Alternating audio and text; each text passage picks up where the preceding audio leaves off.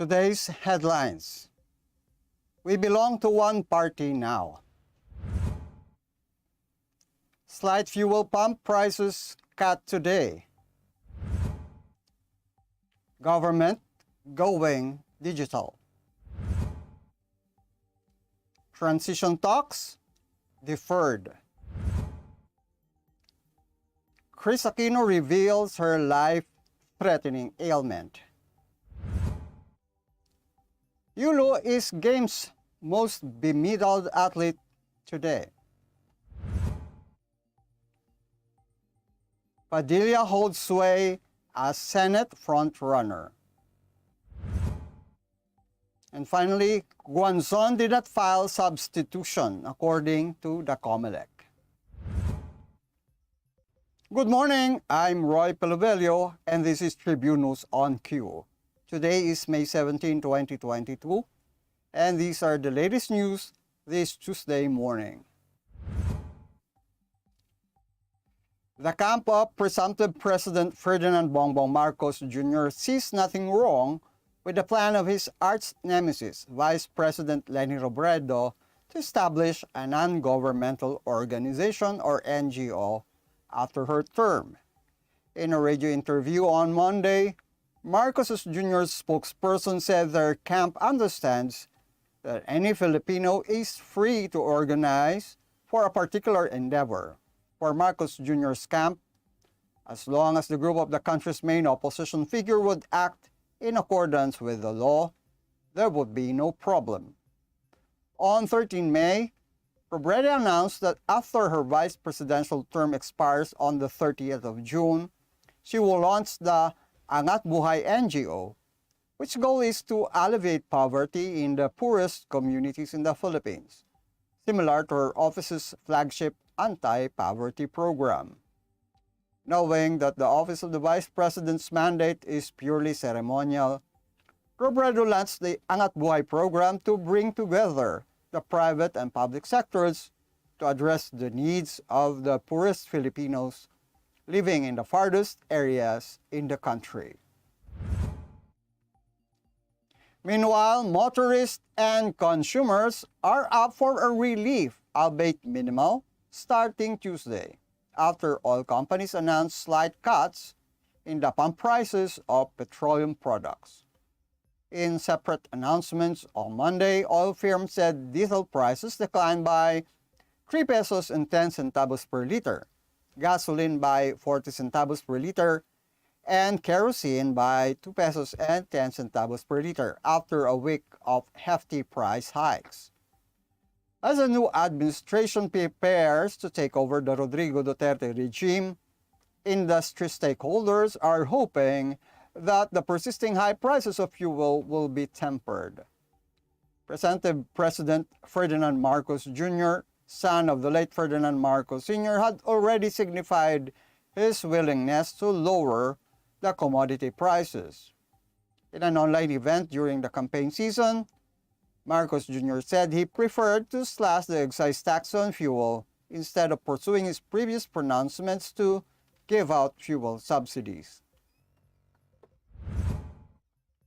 In another news, a little over a month before bowing out of office, President Rodrigo Duterte ordered government agencies to adopt digital methods for a disbursement and payment of services to secure and expedite transactions.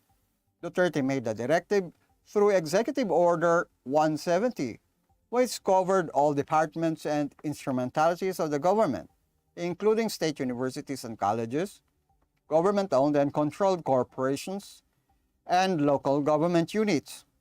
Executive Secretary Salvador Medialdea signed the document on behalf of the President last Thursday, but copies of the order were only sent to the media on Monday morning.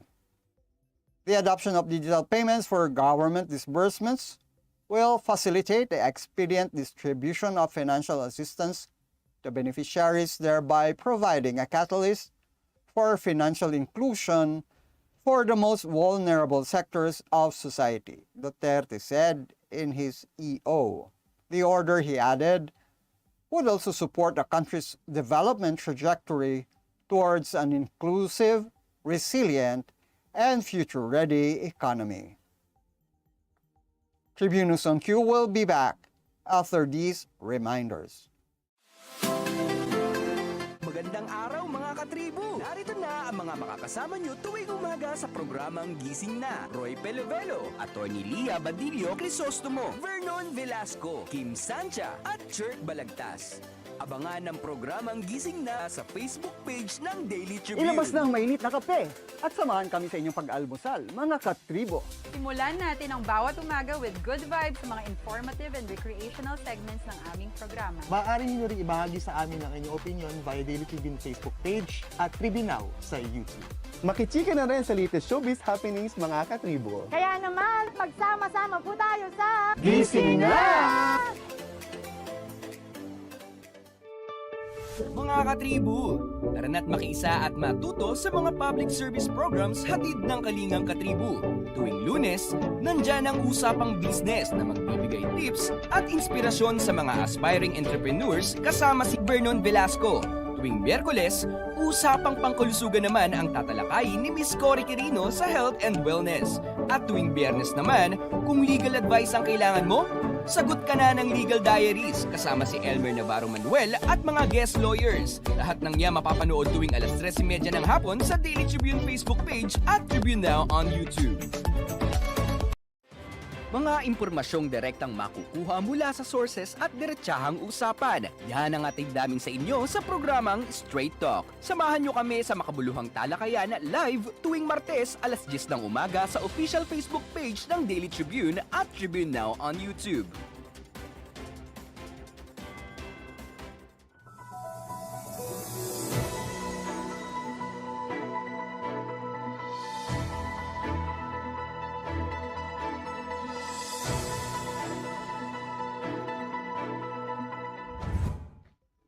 We're back on Tribune News on Q. Transition talks between the outgoing Duterte and incoming Marcos administrations will be put on hold until the proclamation day, the latter's camp revealed on Monday. Marcos' spokesperson Vic Rodriguez leads the Marcos transition team alongside former Davao del Norte Representative Anton Lagdameo, former Manila Representative Naida Angping, and South Cotabato Governor Jun Tamayo. Just a day after the presidential elections, both camps revealed that they have hit the ground running and jump-started their transition discussions. Congressional leaders eye to proclaim the new Philippine President and Vice President by the 27th of May at the earliest. Marcos Jr.'s camp also declined to disclose other members of the incoming administration's cabinet, aside from presumptive Vice President Sara Duterte Carpio and former Metropolitan Manila Development Authority Chair Benhar Abalos. Duterte Carpio will take the helm of the Department of Education, while Abalos would lead the Department of the Interior and Local Government. Presumptive President Marcos Jr. is taking his time in selecting members of his cabinet, according to Rodriguez. Things have gotten serious. Kris Aquino on May 16 posted on Instagram an update on her condition, saying she found out end of April it was life-threatening. She proceeded to enumerate what's bothering her: chronic spontaneous urticaria or hives, autoimmune thyroiditis or antibodies attacking the thyroid, and vasculitis, inflammation of the blood vessels, or late-stage 3 obstrural syndrome, also known as EGPA. The last one confirmed after her third skin biopsy. In other words, the celebrity has been suffering from autoimmune disease or the body's immune system mistaking its own healthy tissues as foreign and thus attacking them. This explains her gaunt appearance since her immune system has been failing. In sports news, Carlos Yulo conducted a clinic in the vault and high bar on Monday to cap his campaign with 5 gold medals in the men's artistic gymnastics of the 31st Southeast Asian Games. The Filipino world champion had entered the final day of competitions already adorned with 3 gold medals, one in the previous days from the all-around floor exercise and rings. Yulo also has 2 silver medals from the team and parallel bars.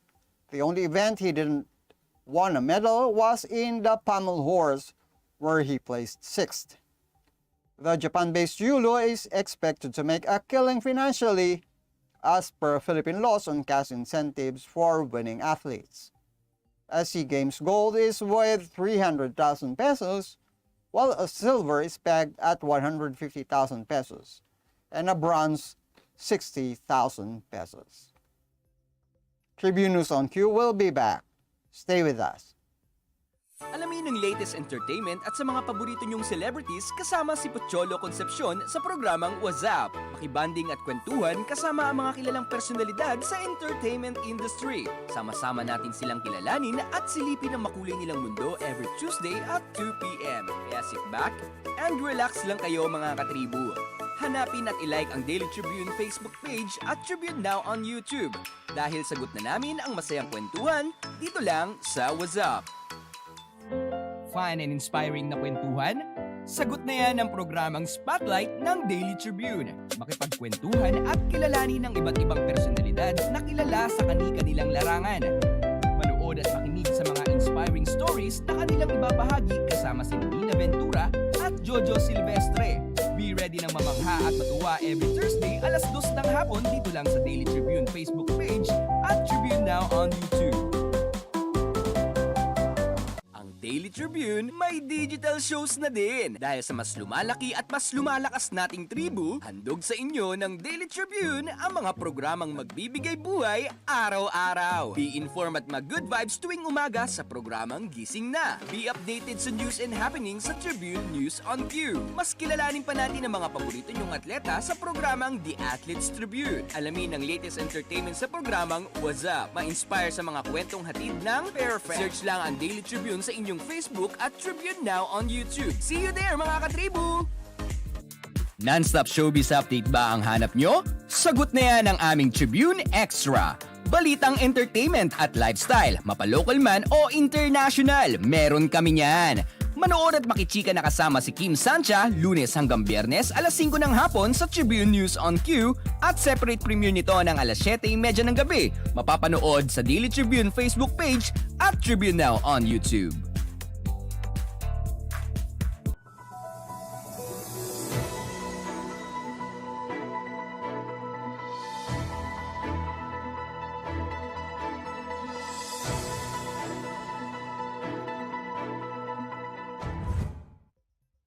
You're still watching Tribune News on Q. In other news, the Commission on Elections, which convened as the National Board of Canvassers on Monday, released the latest partial and official count of votes for the senatorial race. As of 8:49 p.m. of May 15, actor Robin Padilla still topped the Senate's Magic 12 with 26,491,176 votes, followed by Deputy Speaker Loren Legarda with 24,180,823 votes. In the party list race, ACT CIS topped the race with 2,102,828 votes, followed by One Rider party list with 999,608 votes. The canvass votes came from 149 certificates of canvass with a total voting population of 66,703,083, where 55,403,212 cast their votes for a turnout of 83.05% from the canvassed areas. The Commission on Elections, or Comelec, on Monday said that its former Commissioner Rowena Guanzon, who posed as a party list nominee of P3PWD, did not file any substitution to the poll body. In a Viber message to the reporters, Comelec acting spokesperson John Rex Laudianco said the Comelec Law Department has not yet received any document related to Guanzon substitution. In a Facebook post, Guanzon posted her photo with a caption, "Back to work," from Commissioner to Congresswoman.